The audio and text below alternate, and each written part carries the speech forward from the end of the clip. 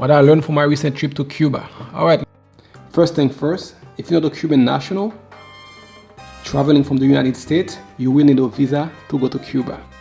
You can purchase the visa from your airline and try to give yourself enough time to get to the airport, because the flight to Cuba, as I learned the day that I was leaving, when I tried to check in for my flight, I was greeted with this message that my flight was restricted. I had to stop at the ticket counter to see an agent.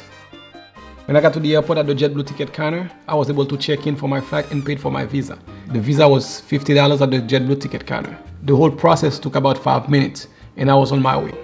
And a quick 55 minutes later, we were in Cuba. Welcome to Havana, Cuba. International check-in 3 hours prior for all flights returning back to the United States. Cell phone usage, video, flash, photography strictly prohibited. Customs immigration only.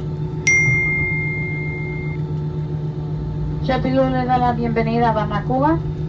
Ahora son las 1:28 de la tarde. Por seguridad, por favor, mantenga sus cinturones abrochados y su maleta de mano guardada hasta que el capitán. Going to custom in Cuba is pretty much like anywhere else. A few questions and you get your pictures taken, and that's pretty much it. As you exit the airport, you will find plenty of places to exchange your money. Yes, you will have to exchange your money into Cuban currency. Your Visa, American Express, Apple Pay will not work in Cuba. Cuba has two different types of currencies. They have the Cuban peso and the Cuban convertible, or CUC. You need to exchange your money into Cuban convertibles because the peso is pretty much worthless. You cannot actually buy anything with it. If you have the peso, you will have to exchange it into Cuban convertible to buy anything. One Cuban convertible is equal to 25 pesos. One other thing you need to know, you have an exchange rate between 8 and 17% depending on where you exchange your money. At the airport, it tends to be higher than if you exchange your money somewhere in the local places that you can exchange your money. I did not have to do that because my connection in Cuba is a business owner who uses US dollars to buy stuff for her business outside of Cuba. So I was able to get an even exchange for my money. And outside of the airport, they have plenty of taxis to take you wherever you want. Or if you choose, you can rent a car. Yes, you can definitely rent a car in Cuba, anything from a Kia Rio all the way up to a Mercedes-Benz. Now it was time for me to meet my Airbnb host. I have to give a big shout out to my host because the place looked exactly, if not better, than what was advertised.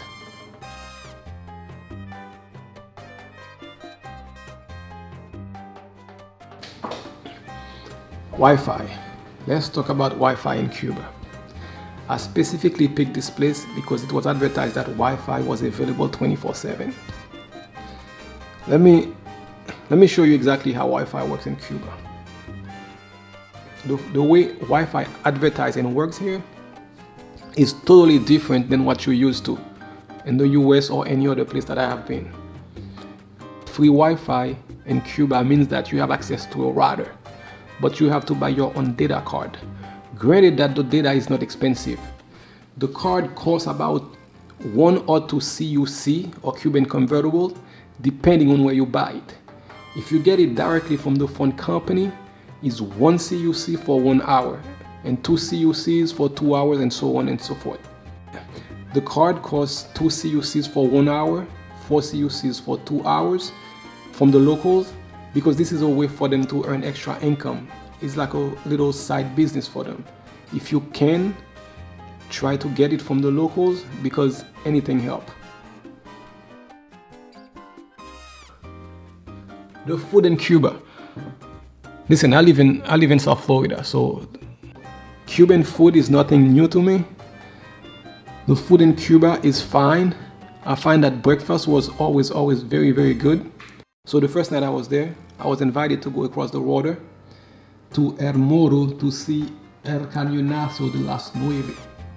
Pretty much what that is a live cannon being fired.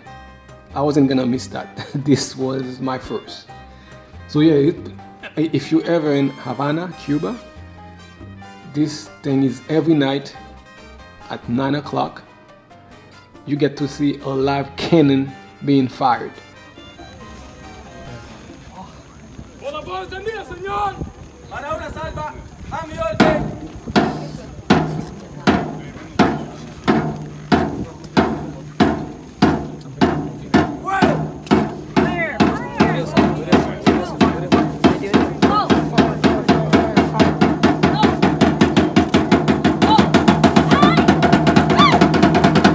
So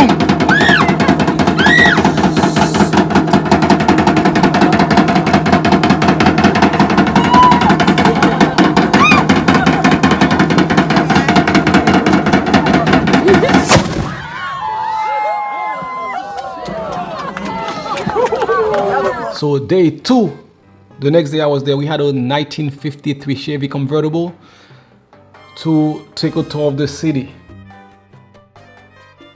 So this was $30. You have to negotiate. You can negotiate your prices. You know, you don't have to pay whatever they ask you. You can, if they ask you for 50, you can go down to 25, 30, and then you meet in the middle. So we had a 1953 Chevy convertible. I was able to visit the whole city, including Plaza de la Revolución. That's one of the places where Fidel Castro used to give all his big speeches.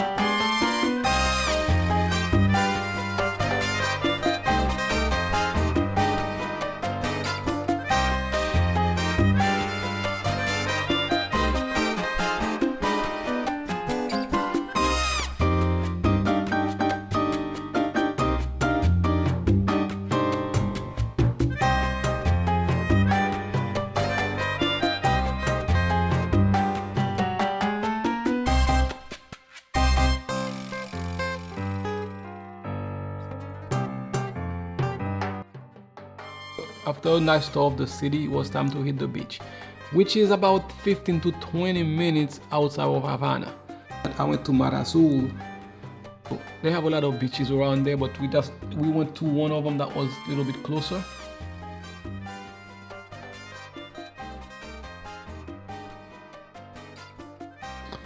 Very nice, warm, clear water. Is it expensive in Cuba? Well, this is one of the cheapest trips I have ever taken. That's including the airline tickets, food, Airbnb, and pretty much everything else. Things in Cuba are relatively cheap. Lunch was about 6 CUCs or 6 convertibles. Breakfast was about the same, and that's including the drink that comes with it, at a pretty decent place.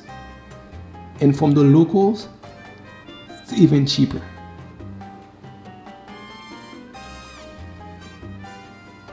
We went to eat at a pretty upscale place right across the street from the capital.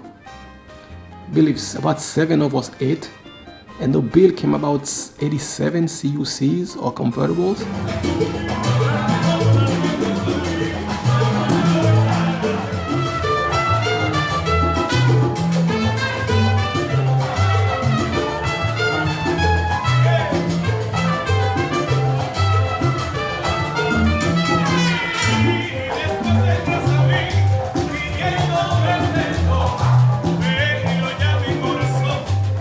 The Cuban people are extremely nice. They go to the extra mile to make sure that you are comfortable.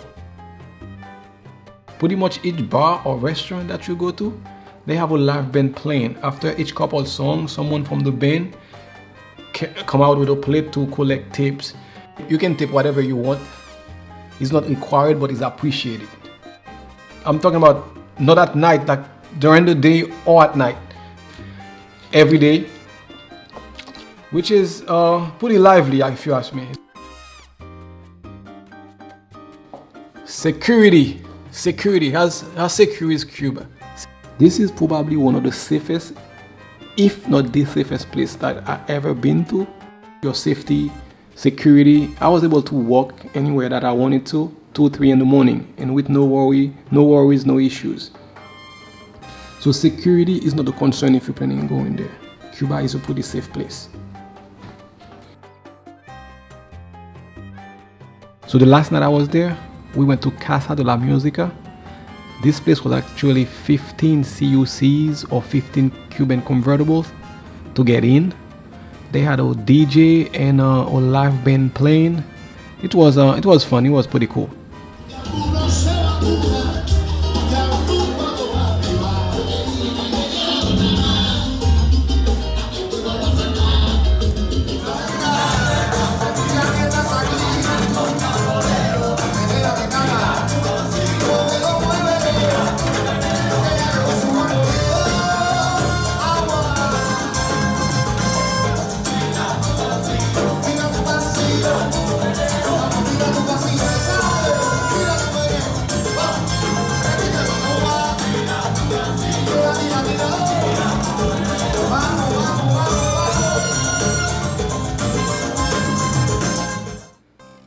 Will I go back to Cuba?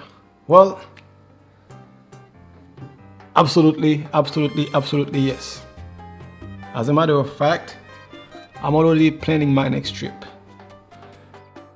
There's a place a couple hours outside of Havana, Varadero. I wanted to go there, but I didn't have enough time. Varadero, I will definitely go there next time. Anyway guys, thank you for watching. If you find any value in this video at all, please leave a comment. I'll answer all your questions. Give us a thumbs up and subscribe so you don't miss any of our next videos. Peace.